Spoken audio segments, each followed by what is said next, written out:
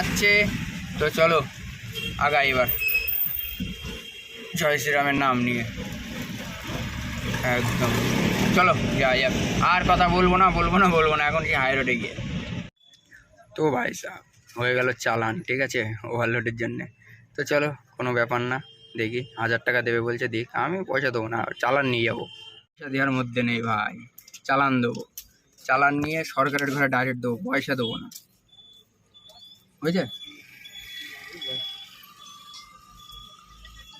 এর আগের মাসে 1000 টাকা আছে, আর এই 1000 টাকা 2000 টাকা দিতে থাকুক, নিতে আছে, পরে দেখা যাবে দেবো কি না দেবো। তো ভাই হয়ে গিয়েছে একদম 500 টাকা। মানে স্যার এতটাই ভালো যে মুখ চুপ দেখে বলছে 1000 টাকাটা তোমার 500 টাকায় দিলাম, ঠিক আছে। তো দেখি এখনো বলেছে ক টাকা দিয়েছে, 500 টাকায় দিয়েছে। এই যে চালান, সঙ্গে সঙ্গে একদম কারেন্ট অ্যাকশন, কোনো প্রবলেম নেই, ঠিক আছে। তো চলো, আমার কোনো অসুবিধা নেই, আমার সাথে দিতে থাকবে, আমি একবারে দেবো 10,000 হবে যেদিন সেই দিন, ঠিক আছে। তার আগে আমি একটা পয়সা জমা দেবো না। এর 2 মাস আগে একটা 1000 টাকা আছে, আর এই 500 টাকা হলো 1500 টাকা, ঠিক আছে। মানে গাড়ি দেখলে মমতাই এবার দিচ্ছে, এই যে নিজেই বলেছে যতক্ষণ ইস্তফা দেবে ও হয়ে গেছে কাজ, ওর মুখ্যমন্ত্রীগিরি করা সারা খবর সারা, ঠিক আছে। তো বেশি কিছু বলবো না, নাহলে আবার কেস ফেস করে দেবে। গাড়িটা আমার কিস্তির আছে, আমি ছাড়া কেউ চালাতে পারবে না, ঠিক আছে। তো বেশি কিছু বললাম না, বুঝে নাও সালা। তো চলো যাই, আর কি বলবো। তো ভাই চলে এসছি একদম মেন রাস্তা, Siliguri road, Siliguri Kolkata express away. তো চলো দেখাই। তো ভাই এটা হচ্ছে শিলিগুড়ি কলকাতা রোড, ঠিক আছে, একদম ডাইরেক্ট চলে যাবে কলকাতা।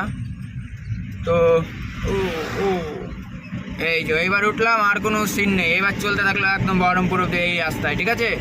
তো চলো যাওয়া যাক।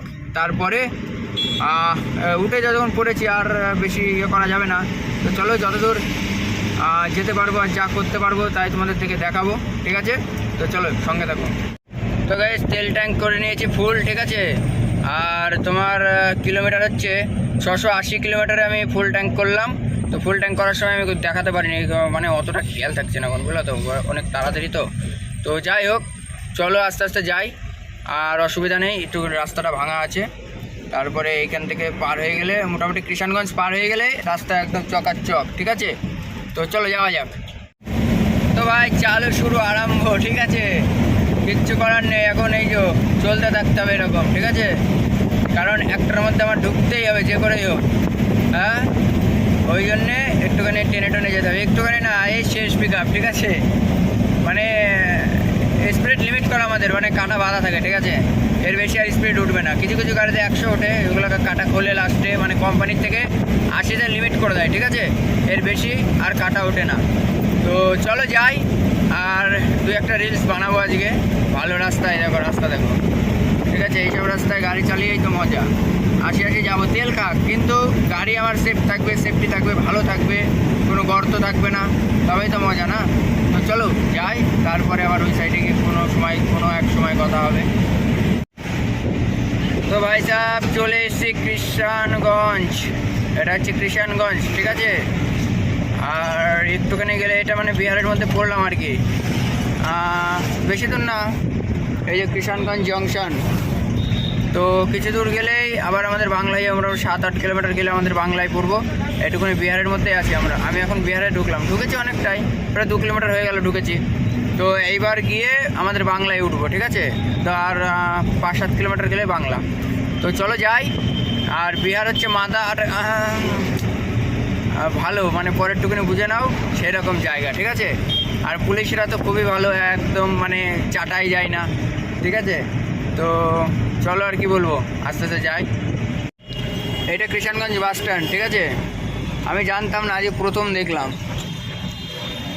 এতদিন আসছি। এটা হচ্ছে বাস স্ট্যান্ড, বাসগুলো দাঁড়িয়ে আছে ওখানে, সব লোকজন উঠছে, ঠিক আছে। মেন মানে মনে হচ্ছে কৃষাণগঞ্জের।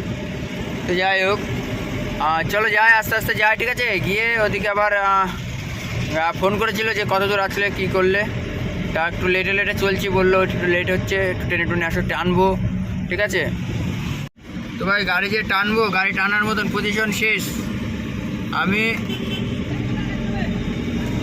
আমি যারা লোড করলো তাদেরকে আমি বারবার করে বললাম যে দাদা ওপরের মালগুলো কিন্তু বাঁদিকে চাপ পড়ে গিয়েছে, ঠিক আছে, বাঁদিকে কিন্তু ঢসে যাচ্ছে মাল। তুমি কিন্তু ভালো করে সাজিয়ে দাও, বলে না ভাই চলে যাবে, বেঁধে দেবো চলে যাবে।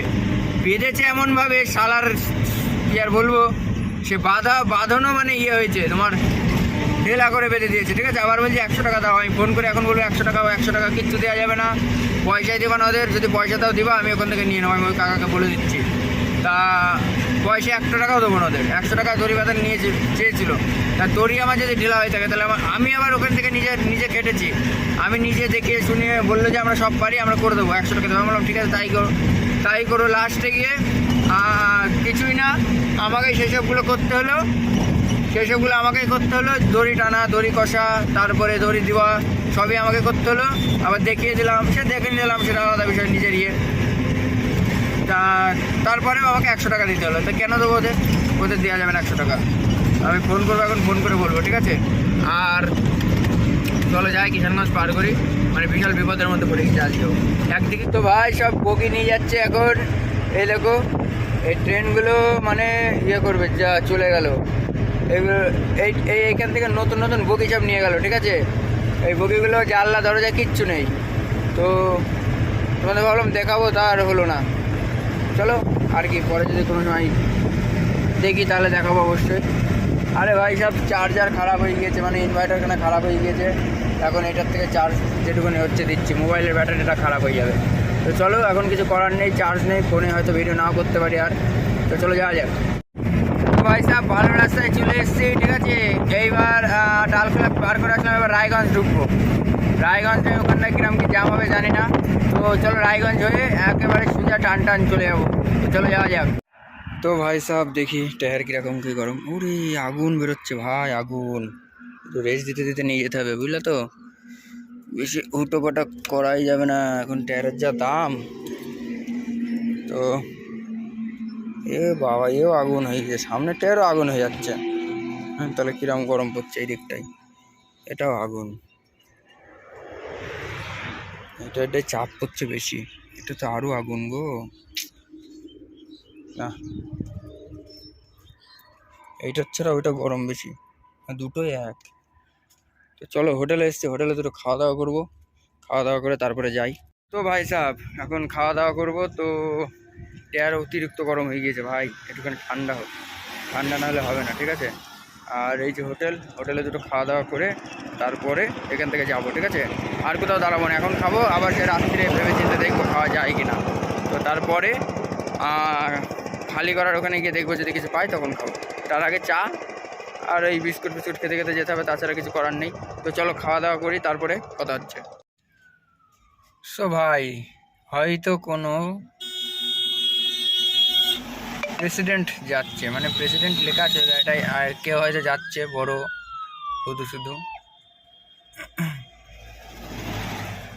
শুধু যাচ্ছে, এমপি, আর এগুলো পুলিশ, বাল ছেলে পেলে সব বড় এমপি কান্নারা, চোরের নম্বর, এমএলএ এমপি সব চোর শালা, সব চোরের আবার গার্ড, তাহলে বুঝতে পারছো ডিজিটাল চোর কাকে বলে। তো চলো যাই, আর কি বলবো।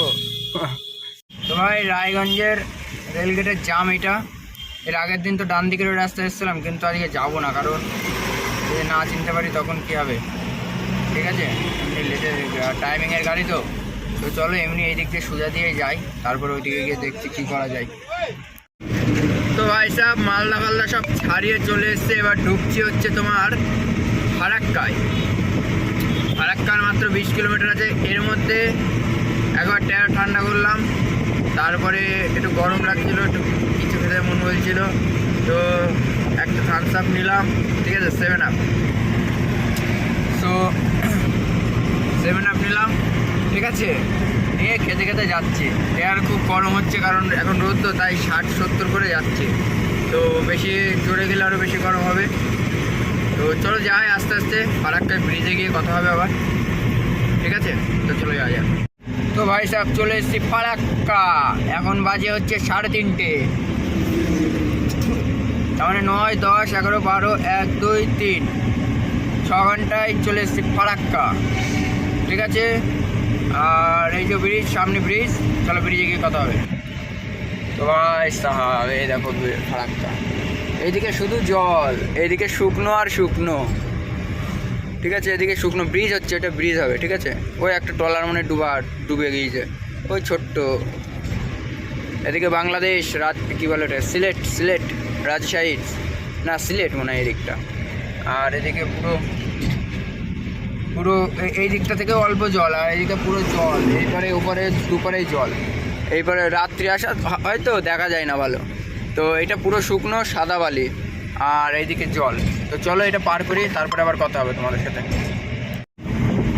সো ভাই সাহেব, বহরমপুর আর কত দূর বলছি আমি, উমরপুর আর 7 কিলোমিটার, মানে বহরমপুর আর মাত্র 35 থেকে 40 কিলোমিটার হবে।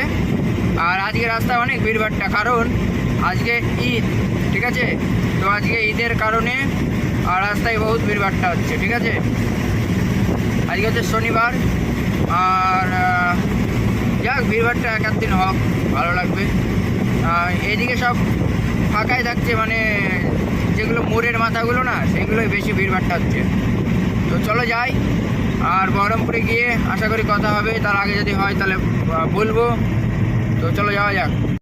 তো ভাই সাহেব পৌঁছে গেছি বহরমপুর, আর বেশি দূর নেই, বুঝলা।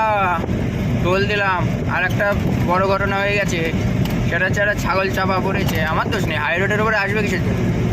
হ্যাঁ, আমি যাচ্ছি আমার মতন, ফট করে চলে এসছে লোড গাড়ি। আমি না পায়ে ডানে পায়ে কাটাতে পারবো, না ব্রেক ধরবে, কটা একসে চলে এসছে। আবার 10-15 হাত দূরে হলে হয়, একদম চাকার সামনে দিলাম টোলে, কিছু করার নেই, ক্ষমা করে দিস ছাগল ভাই।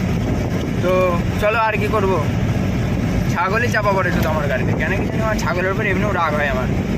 তোরা বাড়ি থাকতে কেন রাস্তায় ঘুরবো? হ্যাঁ, মালিকরা হচ্ছে সেরকম। ঠিক আছে, যা হয় হোক, আমার থেকে লাভ নেই। বহরমপুরে পৌঁছে গেছে, এবার জঞ্জটটা কাটালেই ব্যাস পৌঁছে যাবো। তো চলো যাই। তো ভাই চলে এসছি বহরমপুর সেই গঙ্গার ব্রিজ। হ্যাঁ, বহরমপুর। এখন বাজে 5টা, ঠিক আছে। তো চলো যাই। আর বেশি দূর নেই, কৃষ্ণনগর এখান থেকে মানে 95-100 কিলোমিটার মতন হবে। 100 কিলোমিটার 2 ঘন্টা লাগবে। তার মানে 5টা 6টা 7টা, মোটামুটি 8টার মধ্যে কৃষ্ণনগর পাস, ঠিক আছে। তো চলো যাওয়া যাক। তো ভাই আজকে বহরমপুর পুরো ফাঁকা, ঠিক আছে। কারণ আজকে ঈদ তো, আর এদিকে মুসলিম একটু বেশি। তো একদম পুরো ফাঁকা, কোনো চাপ নেই। আর বেশি দূর নেই, এই বহরমপুরের রেলঘাটটা পার করলে আর কোনো চাপ নেই। তো চলো যাই।